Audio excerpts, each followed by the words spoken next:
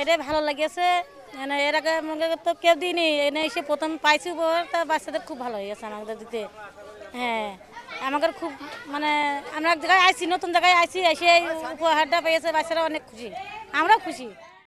সারা বছরের pocket money বাঁচিয়ে এক যুবকের ব্যতিক্রমী আয়োজন।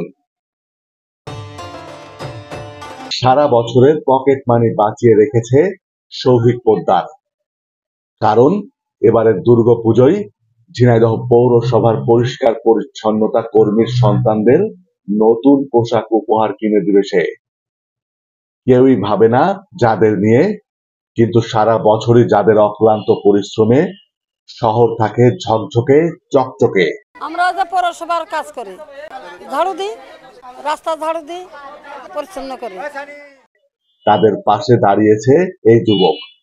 নতুন পোশাক পেয়ে চরম খুশি ছোট্ট ছোট্ট শিশুরা। আর তাদের বাবা মাদের দাবি, এমন করে আগে কেউ আমাদের পাশে দাঁড়ায়নি।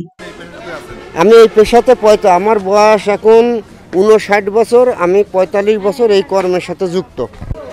না, আপনারা যেটা করছেন, এই যে আমাদের ছেলে মেয়েদের পোশাক আশা দিচ্ছেন, কাপড় চোপড় দিচ্ছেন, আপনারা যেটা করেছেন, আমি মনে করি যে আমার এই 45 বছরের ভিতরে এটা প্রথম বলে আমি মনে করি। কেউ সবে স্কুল ধরেছে, আবার কেউ বা এখনো বাড়ির আঙিনার গণ্ডি পেরোয়নি। জন্মের পর দেখেছে শুধুই দারিদ্রতা, ভাতই ঠিক মতো জোটে না, নতুন পোশাক তো দূরের কথা। বাবার বেতন মাত্র 1700 টাকা মাসে। সাফাই কর্মী কাজ করি, আজ আমরা সাফাই কর্মী কাজ করি, আজ আমাকে বেতন আমাকে 1700 টাকা, গাড়ি পরিষ্কার 3500 টাকা, আমরা এই কাজ করি। আপনারা আমাকে বাচ্চারা কাপড় চোপড় দিচ্ছেন এবং আমাকে খুব খুশি।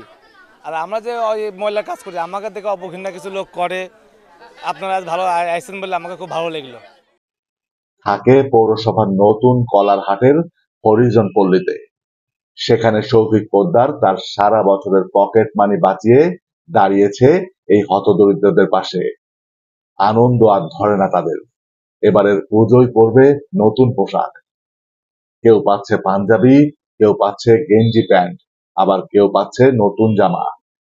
শিশুদের পিতা মাতার দাবি, এমন ভাবে কেউ আমাদের কথা ভাবেনি আগে। আমরা খুব খুশি।